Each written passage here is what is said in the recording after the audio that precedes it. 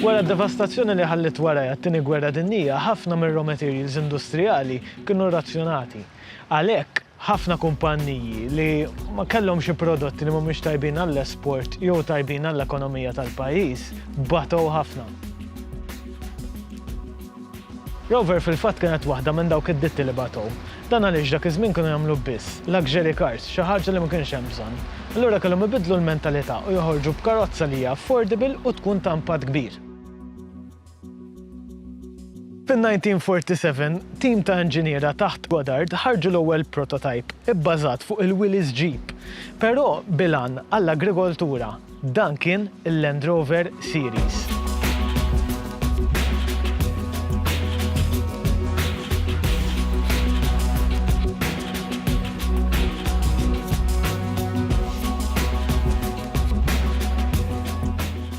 Aktar kemm għadda żmien aktar ħarġu variations differenti tal-Land Rover Series dan biex jintlaqtu oqsma differenti tax-xogħlijiet.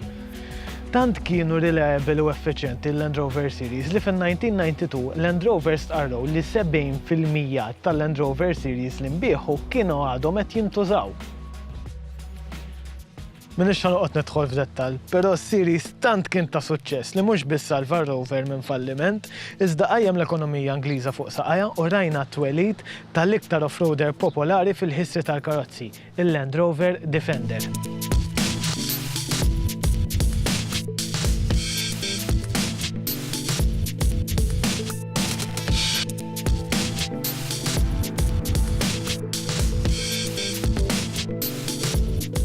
Ovvjament l-istorja ta' fuq Defender kien popolarissimu u reġa' qajjem it-turnover tal-kumpanija. Kien hemm eżaġerazzjoni ta' varjazzjonijiet tiegħu u baqa' sal-lum il-ġurnata wieħed mill-iktar karozzi użat fil-qasam ċivili bħal ambulanzi, special vehicles, search and rescue, and so on.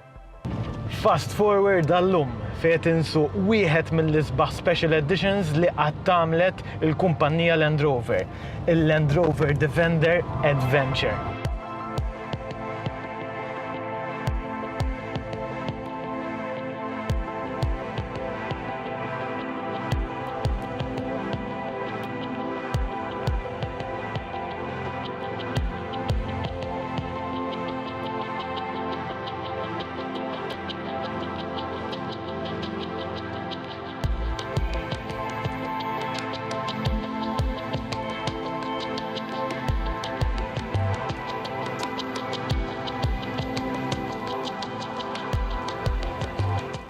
Bħala ammiratur kbir ta' din id-ditta ma nistax niddeskrivilkom l-emozzjonijiet li qed inħoss bħalissa wara l-steering ta' dan id-Defender. Naħseb qed iħossni iktar eċitat mill-ewwel darba li rajt dak ir-reklam tal-Bilboa fuq it-Taljan. Solari Bilboa. Bilboa, basta xi. Anyway, dan li qed insuq illum l-Adventure version ġie magħmul biex jiċċelebra 32 sena produzzjoni ta' dan id-Defender.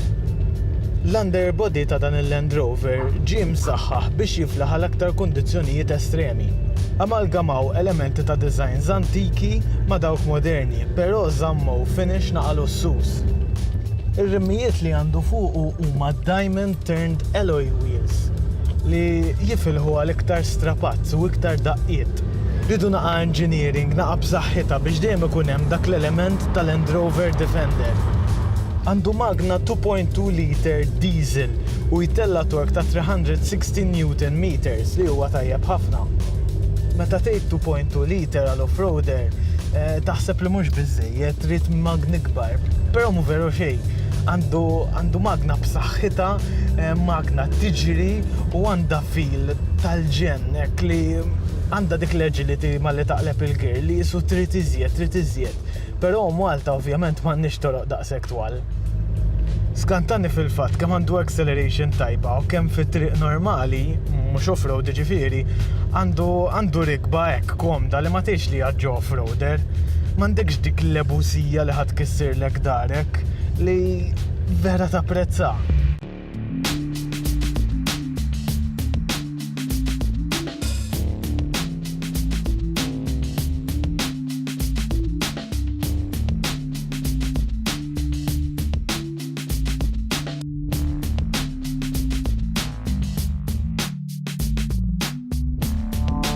Il-lussu tal-interior huwa eżaġerat meta tikkumparah ma' Defenders oħra.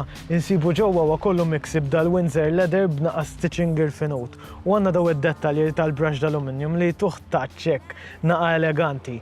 Insibu semaj bucket seats u headliner tal-Alcantara. Xaġa li tippretendi ġo Evoque ma tippretendix ġo Defender, però jittieħ naqa' touch of class għal-ġen.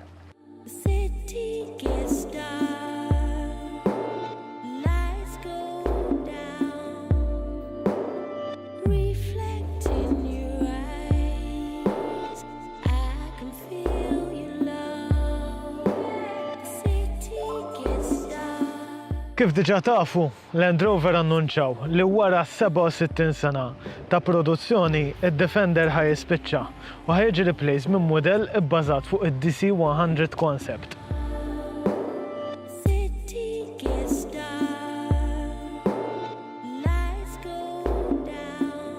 Personalment l-isem Defender laqqas id-design ikoniku ma kont nibdel. Din il-karozza daret id-dinja kollha, ħadditna ġewwa postijiet fejn qatt ma stennejna li mmorru u tatna emozzjonijiet tal-bliħ. Din dejjem tibqa' waħda mill-iktar karozzi importanti fil-history tal-motoring.